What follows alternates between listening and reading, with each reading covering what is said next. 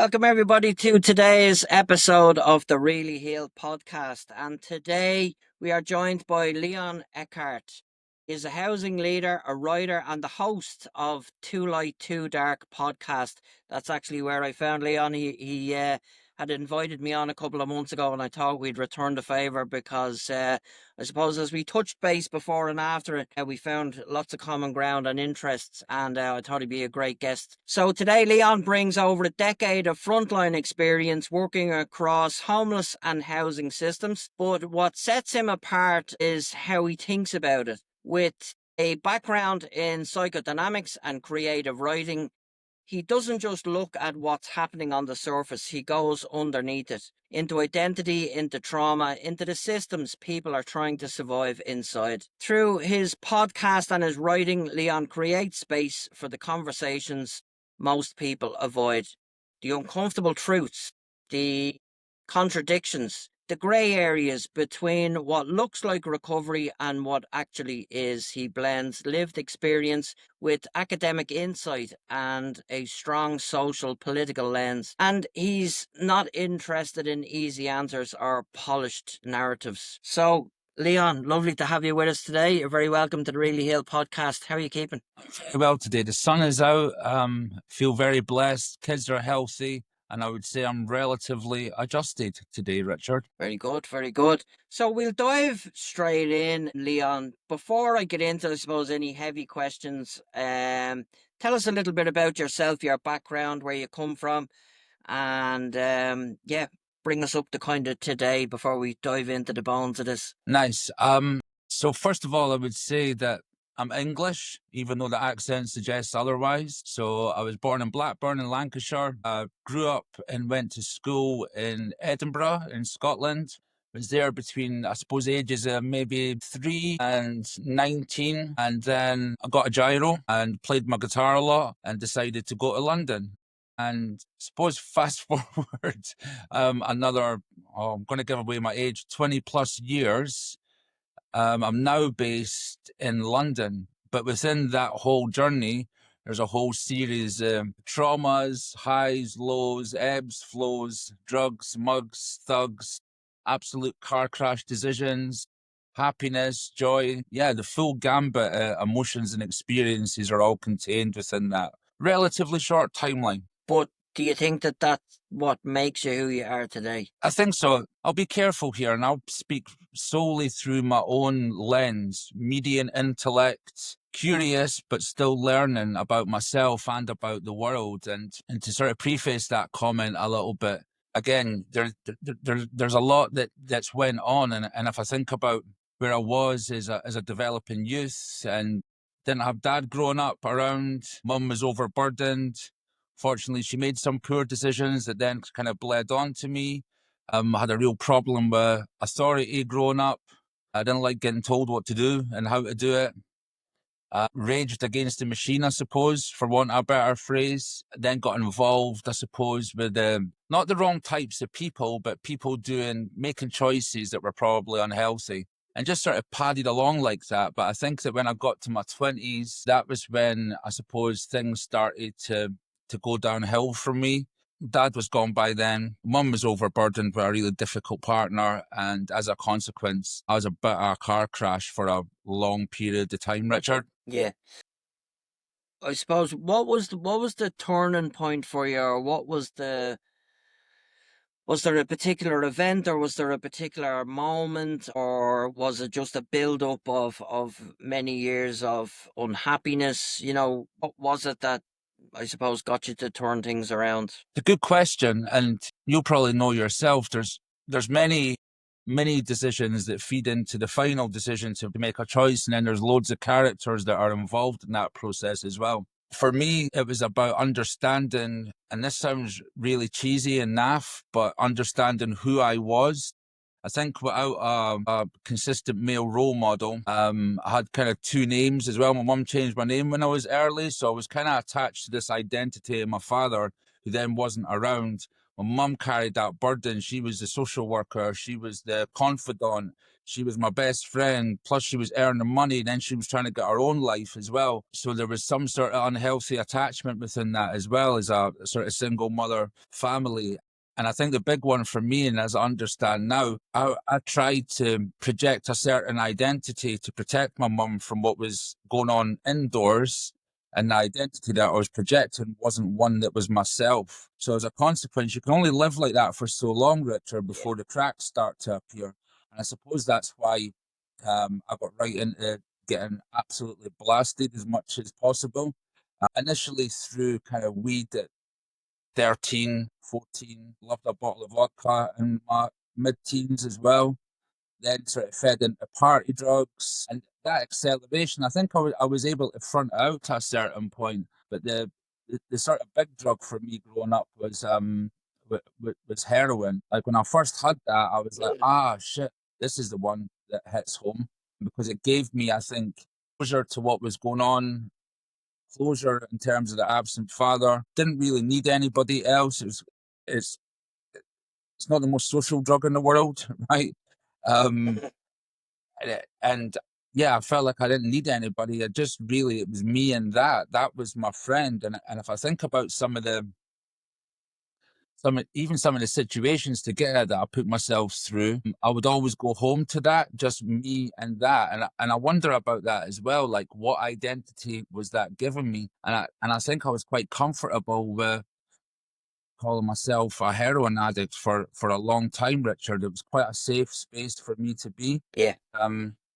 And I look back on it now, like I'm not ashamed by it. And I know this sounds a bit fucked up, Richard. I don't even regret it that much, because I wouldn't be sitting here with a level of insight and professional credentials and academic nous. I think I needed to go through that, get to the bottom of the well, get to the abyss, look at my own existence right in the face before change was going to come, because I was just far too arrogant, far too all-knowing, and far too stoned to give a shit, really. Yeah.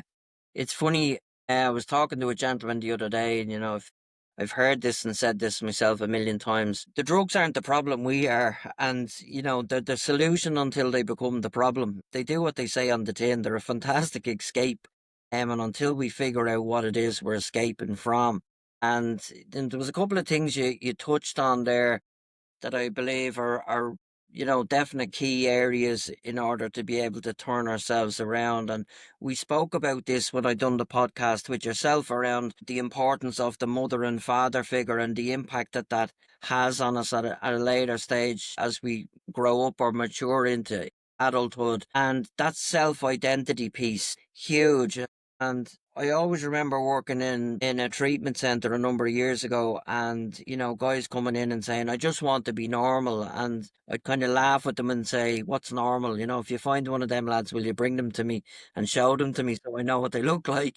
But that piece of the difficult question, who are you and what's your purpose in life? Two very difficult questions to answer. And for myself, I remember being asked that question many, many years ago as I was turning my life around, and I couldn't answer the question. And I kept being asked by the same guy with a particular counselor, and he kept asking me the question every week, "What's your purpose in life?" And I couldn't answer the question. And as we progressed and I moved on, and with life, I start working in the homeless sector, and I start working with people in addiction myself. And I went to college to do a degree in addiction studies and things like that. And I said to him one day, "I don't know what my purpose in life is." And he said, "Well, what do you like doing?" And I said, "Well, I like what I'm doing at the moment. I like volunteering, and I like working with the homeless, and I like studying what I'm studying, etc."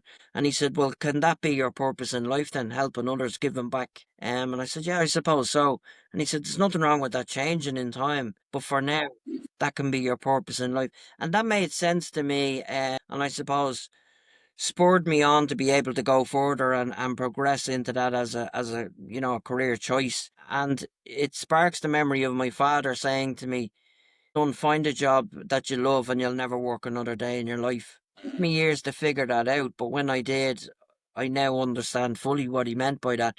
What does that look like for you? Another good question, and it's multi-layered, and it's multifaceted. I think that on a personal level, I had to learn to be able to sit by myself in the quiet, and I needed to try and understand, okay, what are these thoughts? What are the thoughts that then drive the emotions?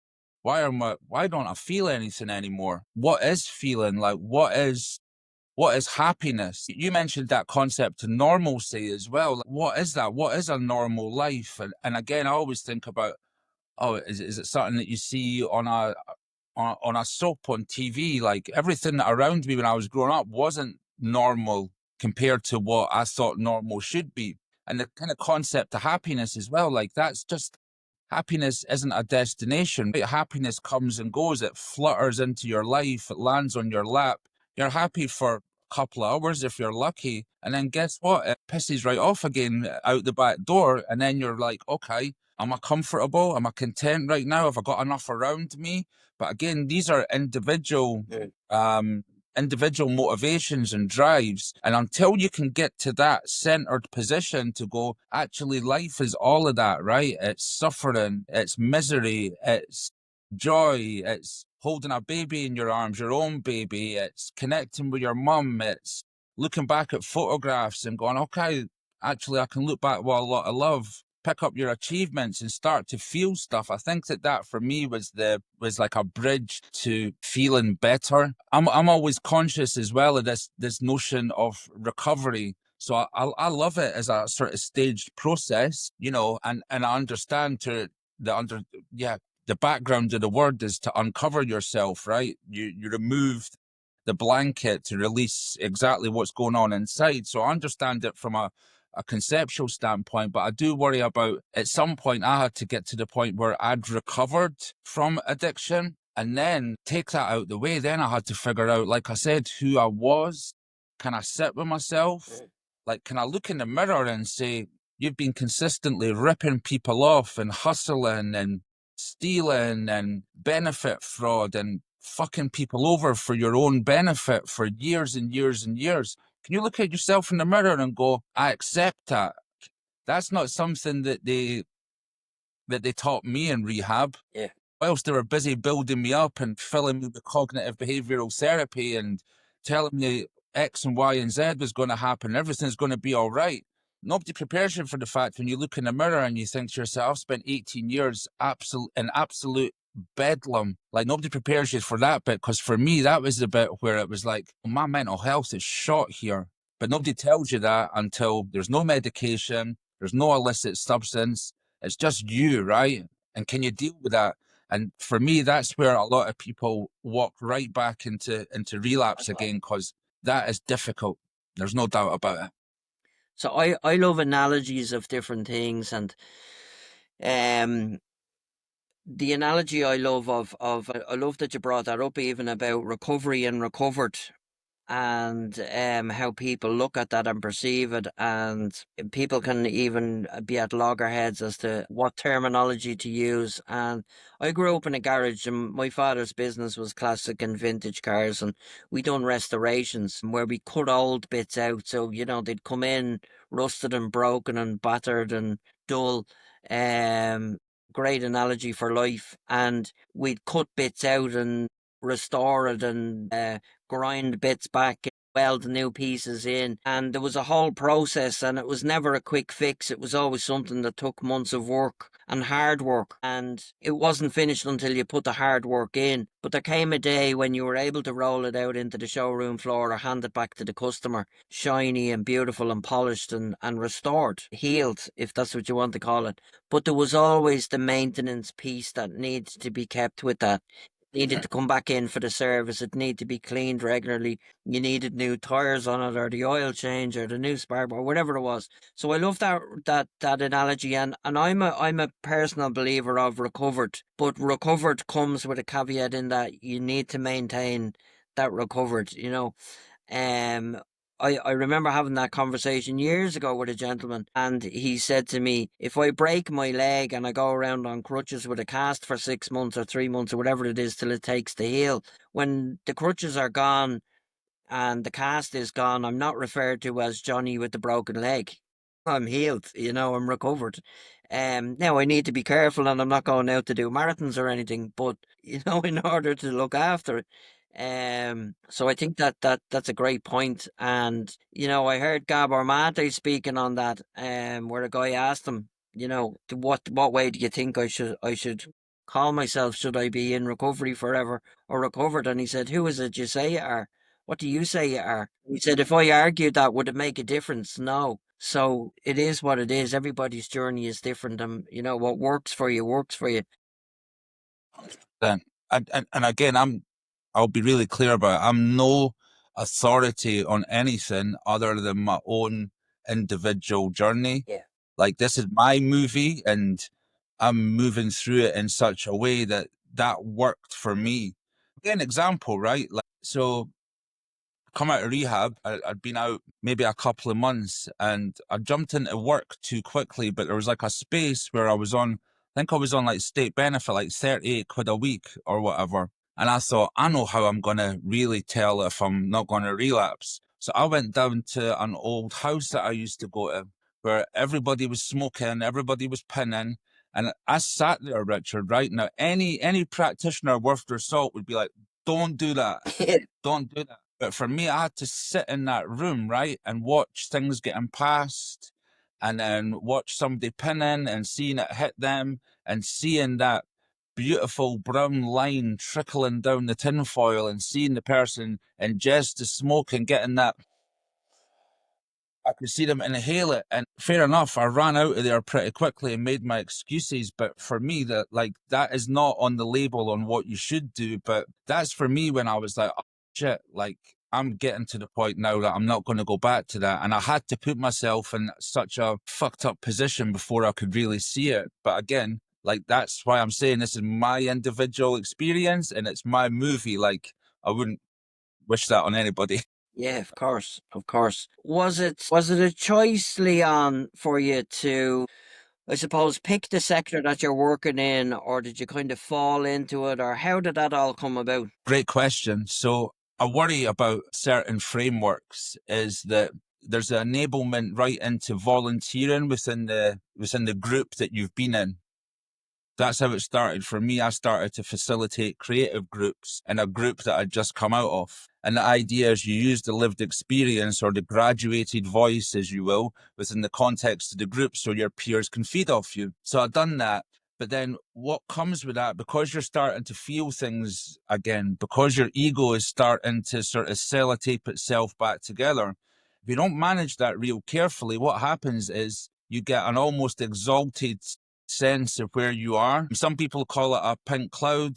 Some people call it arrogance. Some people call it whatever, narcissism. It's like a really weird mix of all these things in one ball. And so once I got to that group, I then ran into getting a job in psychiatric care. Like I said, I had to go and do the lesson first where I went and seen everybody shooting up and smoking. And then literally about 8 weeks after that, I went to work in psychiatric care. So that was my first step into the sector, if you want to call it that. A different reflection is, was I ready? Definitely not. Did I have the first clue what I was getting myself into as a night worker in a primary stepped into secondary care unit for people on section 2, section 3? Was I green? Was I novice? Did I have a fucking clue what I was doing, Richard? Definitely not. But somehow all these things into consideration, I found a way to navigate that. And I think that there was some really, really sharp but good lessons on the way about my own psyche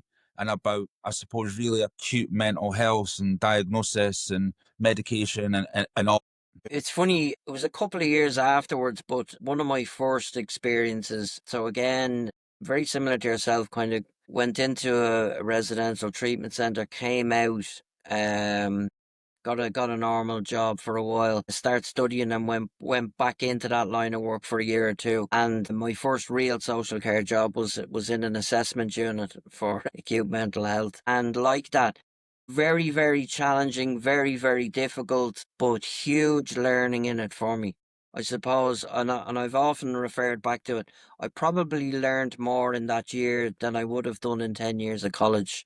Never, I would never do it again. I wouldn't be recommending it to anybody, but huge and massive learning for you. So, where did that take you, I suppose, and what did you take out of that? So during that time, I still had a lot of backing from the rehab team. Shouts out to the NHS Central Northwest London. I had a couple of really amazing people. So a clinical psych who threw his weight behind me, and also the head of addictions for Central and Northwest London. I done a sort of keynote speech at one of their conferences, and she was great. Unfortunately, she's passed now, but she was great. She kind of threw her weight behind me as well. So I had a lot of backing to get me into the position where I could work in the sector.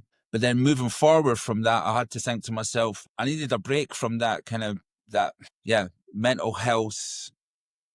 Let's call it mental health wards, acute mental health care. I just didn't have the emotional dexterity to stay in it for any length of time, to be perfectly honest with you. So I got a job at the head office, but then the clinical psychs were always emailing me and, like keeping up with me and why don't you try this? And I think the big one, they were like, why don't you go and study? And I was like, I'll be really honest, where I grew up in Edinburgh University, I always said is, well, the impression where I was from is it's for them, in inverted commas, and them being usually English people, usually of a certain class bracket. That's for them. It's not for, people who live on a council estate in Edinburgh. It's not for us. Yeah.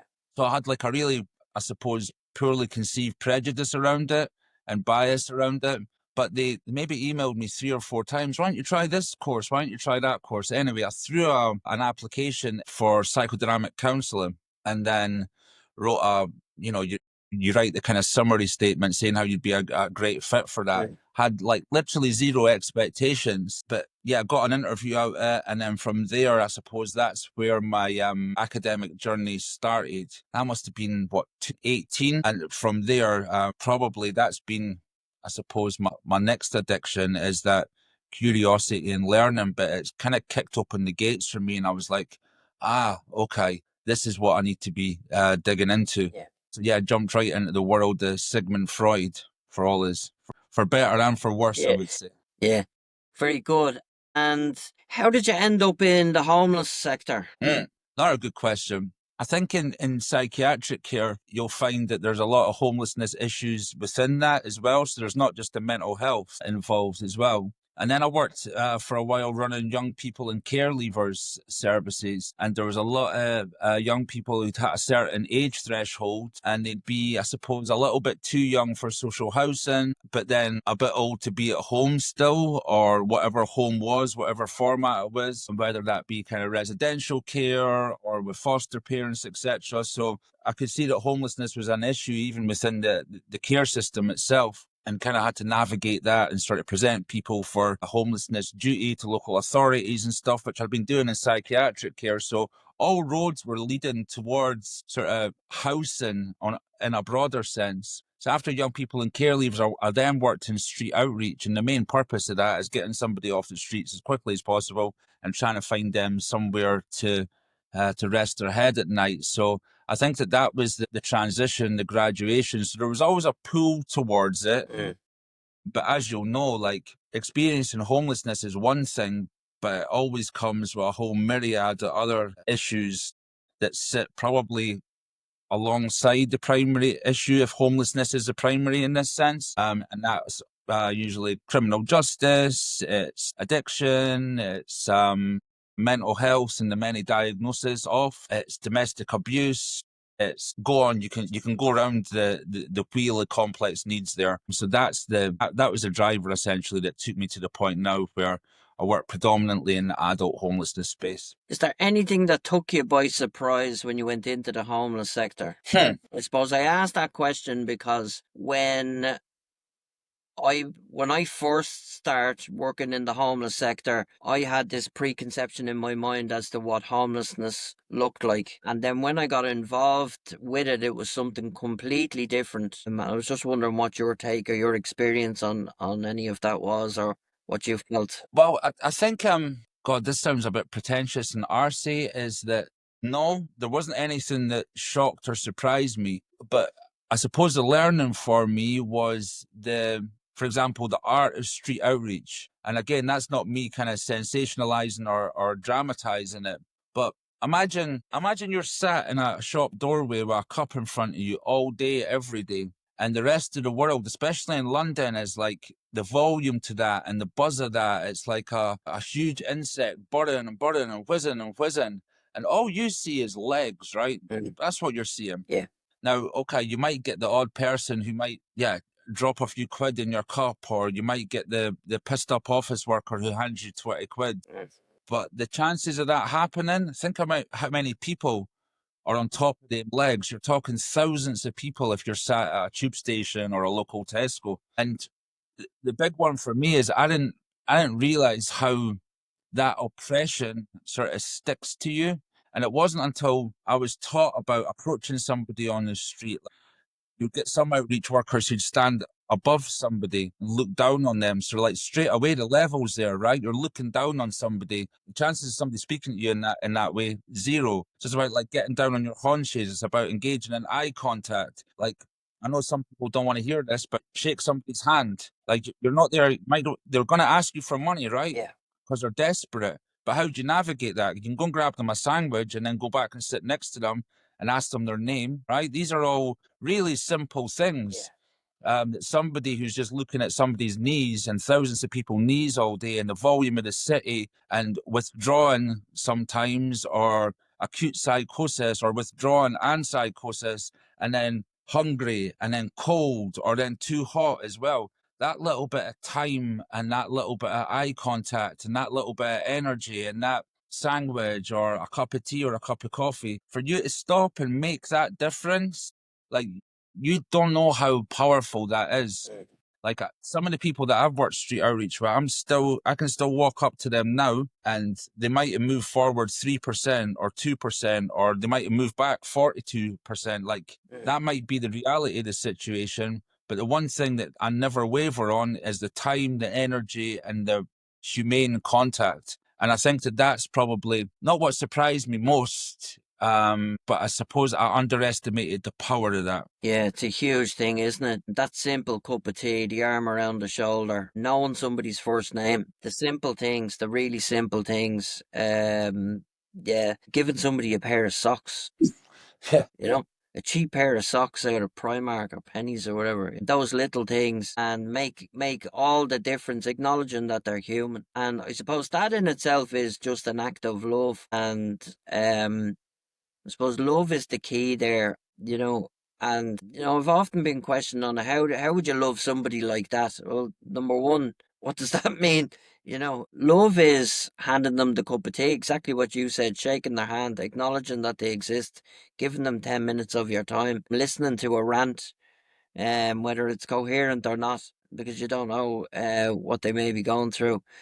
And it's a huge piece. And the powerful thing is, I've somebody that follows me on social media, and I knew them from when they were sitting in the doorway with the cup or sitting on a bridge or wherever I met them first, and doing street outreach and pointing them towards a treatment centre and recovery and supporting them in some way through that and afterwards even. And the acknowledgement I get from that now. And I put a post up, and he's probably one of the few that would say, "You're a legend," And I'm like, well, at least somebody recognizes it. But no, it's like, and I can see that they are eternally grateful for that little piece of support. Didn't really mean anything to me at the time. In some way, I suppose I just felt I was doing what I was supposed to be doing. But to get that feedback as well, and I suppose that's what drives certainly me in my career, is that intrinsic piece, that intrinsic motivation of, I do it from an inside job. It's not led by the head or the carrot or the stick approach. It comes from the inside out. I do get something back from being able to give to others. And I suppose we wouldn't be working in the industry we're in if we didn't do that, because we certainly are never going to be millionaires from it. For sure. So I suppose you kind of ended up then in where you are today. I presume I'm nearly answering the question before I ask it for you, but what kicked off the idea of the podcast Too Light Too Dark? Where did that come from? And yeah, bring us through that piece of your journey. So one, I had to figure out, well, what do I want to say, and then who do I want to say it to, and then anybody who's been on a journey of inner work and understanding kind of who you are, question you should always ask yourself, well, why would anybody give a shit about my voice, right? Like, ask yourself that question. What's so special about you, little man? And quite easy for me to rationalize would be the lived experience piece. I can speak quite candidly about things that I've been through and things that presented me with certain challenge. There's a certain authenticity to that. And so I was quite willing to put myself out there, but there was no plan for a podcast per se. It was just two people having a chat. That's how it started off, which I suppose speaks to that connection part, thinking about street outreach and I suppose a new media space where, like for me, we're moving towards genuine connection rather than a couple of talking points on a, you know, like a 5-minute excerpt as well. There's an opportunity here to have an honest and open discourse. Yeah. The title, Too Light, Too Dark, my original co-host were sort of batting ideas back and forth. And before I used to get up in the morning, that was like one of my breakfast entries. So I'd have 2 light in the morning, so 2 nice juicy rocks of crack cocaine, and then 2 dark in it to come down and get me ready for the day. But then I was thinking, don't know if I want to put that out there. And then thinking about my studies where I jumped right into the world of Freud, and then I seen how Freud and Carl Jung kind of had a little bit of a separation of thinking at some point. Freud went to the left, Jung went over here, and I much prefer the kind of Jungian approach, the whole human being, understanding the archetypes and where you fit into the archetypes. And I think that the Jungian idea is that, yeah, there is nothing that's too light or too dark or off the menu here. Your shadow has to be integrated. That's where your creativity lies, and your anger and your temper and your rage and your regret and your resentment and all that. You need to bring it into the light and get it into right into the window so you can start to understand it better and integrate it. So that was the sort of germination of the podcast name. Again, no grand plan, but now if I look at it, 32 episodes, but 30 that are published right now, there's been a real there's been an appetite within the sector that I work on for clinicians to come on and people with lived experience to come on and have a conversation that's maybe outside the organizational framework.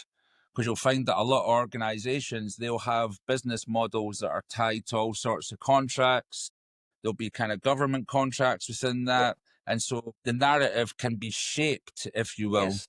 I think the space that I'm trying to both curate and create is that this space stands alone. It's a safe space to say what you want within reason. And again, like that's been, I think, the big driver for people to step out their comfort zone and come have an open discussion because they know that on the other side, I'm going to give them the space to explore that. Yeah, and that's a great point. Something very, very similar to myself. I was contacted by a gentleman by private message yesterday on a social media platform. I'll say it, I won't name the gentleman, but he pulled me on something and said, "You'd a guest on," and they gave their name on the podcast, obviously, and they mentioned the anonymous meeting that they attend and the title of it, and tell them not to be doing that, and that's not in our rules, and I know very nicely said back to him, I'm not here to tell anybody how to tell their story, number one. And I'm also not governed by the rules of that group. So thanks very much for your message, respectfully. And unfortunately, the bad news is another podcast has dropped this evening, and you're going to find the same thing has happened again. But that safe space to be able to speak naturally without being bound by or governed by the perimeters of the organization. I did get into trouble for doing an interview with a newspaper from a previous employer. And not that there was anything untoward said, but that I didn't tick all the boxes and go through all the right channels and get permission and all that kind of stuff, which I found a bit profound at the time. I understood on some level why they done that, but that piece of just being restricted as to what you can say, not being allowed kind of think outside of that box. For me, that's not it's not real support. It's certainly not person centered. It's very kind of linear in thinking rather than wrapped around. What do you find you get from it? What's the benefits for you from the podcast? Great question. I think the pattern that's emerging is, I'll be really honest about it, I'm bringing big thinkers on there. I'm bringing people with real academic nous, with not only the academic smarts, but 30 years worth of incarceration or 30 years worth of involved in supporting systems as well. So what I'm getting from it is like a whole heap of learning. And sometimes you'll probably be aware, if you're doing a podcast, you're engaged in the conversation, but then you're also got in your head, okay, time in here is going to be this much, like, okay, I'll quite like that. And da, da, da, da. So you're engaged in the conversation on a level, but then at the same time as well, there's a kind of editing piece. And it's really, when I've went back and reviewed these episodes, there's some like really, really clear themes. There's amazing clinical pearls in there. Yeah, there's a whole sort of dictionary different techniques and practical techniques and things that can make not just me better, but other people.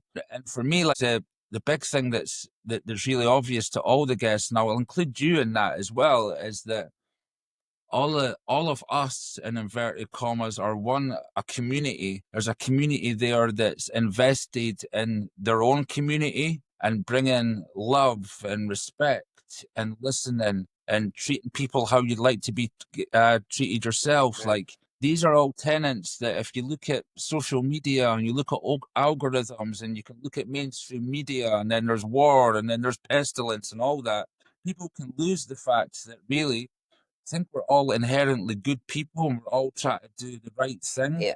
And that's the last thing for the podcast, is I want it to be directional.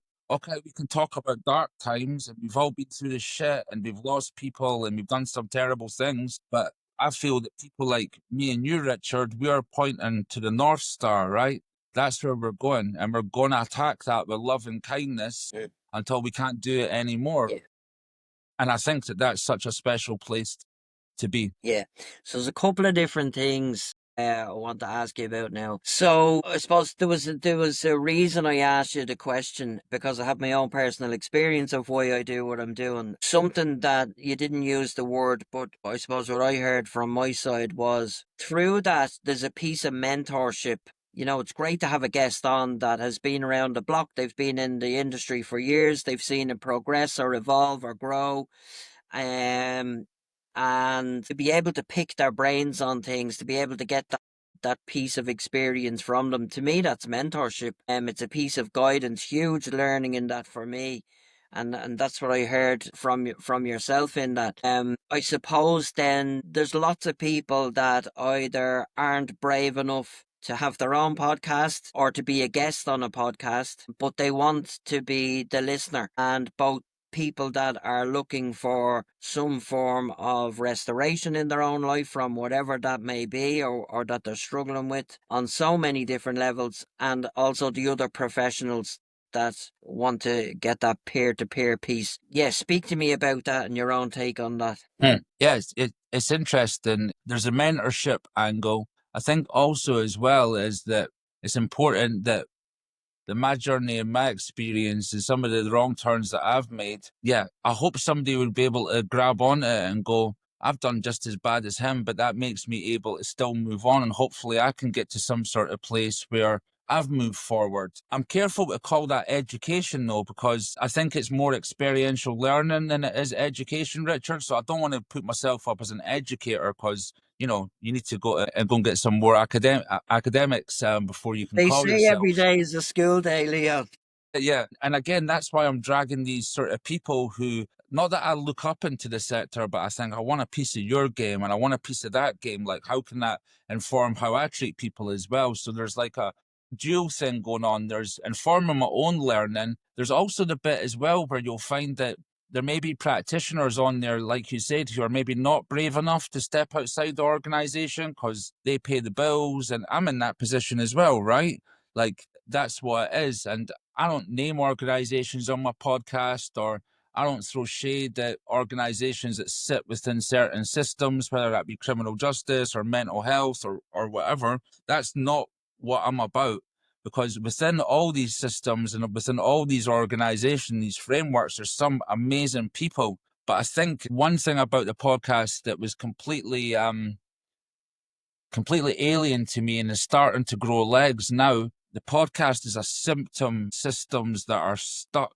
And why I say that is that I look at the first ever episode I done, Canadian Vancouver harm reduction, somebody out in the field who's working safe injection and safe inhalation episode 4, I had somebody in who's an RMN in there as well. So she's the one that kind of oversees all the lived experience bodies and the clinicians administering harm reduction techniques in Vancouver. Then if I look at all the Matt Southwell in episode 3, who's the torchbearer for kind of harm reduction, really understands it, has worked for the BBC explaining what drug usage is as well. So if I look at the thematics and the patterns, I can see that this podcast is a symptom, is systems that are stuck in the mud when it comes to draconian approaches to drug usage and prohibition generally, because really the key learning into all them guests is the war on drugs has absolutely failed, and people fall through the cracks and are falling through the cracks as we sit here talking, Richard, as a consequence of that shit. Yeah, 110% agree with you. There's so many flawed systems. And again, one of my guests, a huge mental health advocate, worked with him many years ago in an addiction service, and he left and went out on his own a number of years ago now, and does very well for himself. But is very open about public speaking around mental health and the services we have and don't have and the gap in the middle of all of that. And it's not about baiting those organizations with a stick and running them down, because as you said, the people that are keeping them going, the people that are on the ground, the boots on the ground that are doing the work, some phenomenal people, and some, there's a lot of people I've worked with that I'd still hold close to my heart, and would have no problem picking the phone up and asking them for advice on a multitude of different things. I've been very lucky and quite blessed in I suppose different multidisciplinary teams, if that's what you want to call them, that I've worked alongside over the years, and a wealth of knowledge. So for me, I love doing the podcast in that, yeah, I get to pick brains of loads of very interesting people, um, some fascinating stories, and both the lived experience and the professional experience of both sides of the fence and all of that. Where would you like to see yourself go? Have you any serious goals, ambitions, dreams, anything you've yet to fulfill, or bucket list stuff?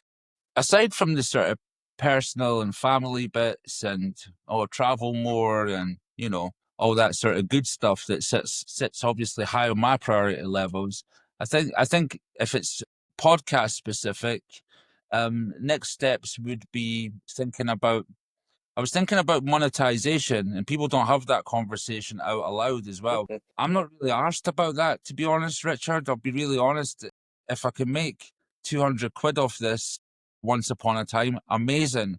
But if I never make a penny off out of it, that's all right too, right? And rampant venture capitalists out there will be throwing bricks at the screen right now. But it was never about that, and it isn't about that. And, you know, and I think that that's really important, that I hold the integrity of it moving forward. And what I want to do is I want to try and get even better thinkers on here, and even, I suppose, people right at the vanguard of change. Like, that's the one I think if I could drive it forward, that's what I would like to see. In terms of sort of my personal career, I think that the leadership piece is fascinating. I'm doing some postgraduate work now that's called transformational leadership, which is such an interesting course because it's making me think about how I communicate and why I say what I say and how I deliver what I say, and how some messages work in some teams, but and then in other teams it doesn't. It sort of drives me full circle back to kind of psychodynamics, and probably one day I see myself in some sort of form, therapy work, one therapy, something like that. But right now, there's like an energy drive that's coming from somewhere, that's pushing forward with the podcast and pushing forward with the leadership piece in terms of my career. Yeah, very good. I'm just conscious of time, and there's a million more questions I'd love to ask you. I'd keep you here all day. In terms of your audience, I suppose, I suppose we have a very similar style of podcast in terms of the guests we have on and things like that. But in terms of who you'd like it to reach, talk to me about that. And for anybody that is tuned in or listening in that is still stuck in a place where they are trying to make change, and I suppose we specifically have spoken quite a lot about the homeless sector because that was our career backgrounds and stuff like that. But there's I'm sure a multitude of different people from every walk of life, and I've got some feedback of different people to say, "Oh, I listened to your podcast last week, really good. I enjoyed the guest or whatever." And so I know all the kind of different demographics of the backgrounds and stuff like that, and it's a huge differences in a lot of people. But if you had a kind of a message for the people that are trying to turn stuff around today, what would you say to them? Great question. I think I had a guest on a couple of weeks ago, Dr. Simon Bratt, who condensed things into one line. I think I had maybe a 3-line introductory comment to it, and he said, "Pain first, drugs later." Like, you could get that on a t-shirt, and I think that if it directed my own experience for people that were using not just drugs, but pornography, food, social media, whatever it is you're doing to not get to the pain, like, that's where the answer is. That's where the key is. That's where the progression is. Get to the pain point, get to the pressure point, get to that first. And then from there, you can worry about the symptom afterwards, because that's where the work is. Yeah, I've probably butchered Dr. Simon Bratt's quote there, but I think he explained it really, really succinctly. And I wish I'd known that in my 20s. I probably have less grey hair than I have now, Richard. Yeah. But yeah, that would be one thing I would say to anybody who's going through it. And then the sort of follow up to that is around the connection piece. Everybody on an individual level is just trying to get home, Richard, right? Yeah. Whatever home is to them. Yeah. So find your village, right? Mm. You know where it is. If it's family, if you've had to construct your own family, if it's a dysfunctional, in inverted commas, family, dialing all the way back to where we started this conversation, it is what it is. If your family is made up of a couple of people that you've known all your life, go connect with them, right? Yeah. Go touch base, understand where your roots are. Like, pick up somebody that you've fallen out with or you've not spoken to in ages. Pick up the phone, tell them you love them, right? Yeah. Yeah. Stop somebody in the street and get them some time who looks like they're going through it. Yeah. The homeless person, don't walk past them. Like, go into Pret a Manger and spare some of your precious and, unadulterated time and get them 10 minutes. Like, go do that. Yeah. Like, pay kindness forward, man. In the spirit of love, right? That's what it's all about. Yeah. If you had one message to give to the 20-year-old self, what would it be? That's a good question. What I say? Well, one, it's going to be all right, mate. It's going to be all right. And then, yeah, again, back to the simple messaging, right? Like, yeah, it's going to be all right. And then brackets, I probably say to him as well, but it's going to be fucking hard, my young man. Yeah, well, a dose of reality and truth is always a good addition to any message. Lovely. Leon, tell us a little bit about where we can find you, your podcast, different stuff like that. I'll get a link off you and stuff like that to be able to throw it into the bottom of this, into the description when we launch this in a week or so. Give us where else we can find you.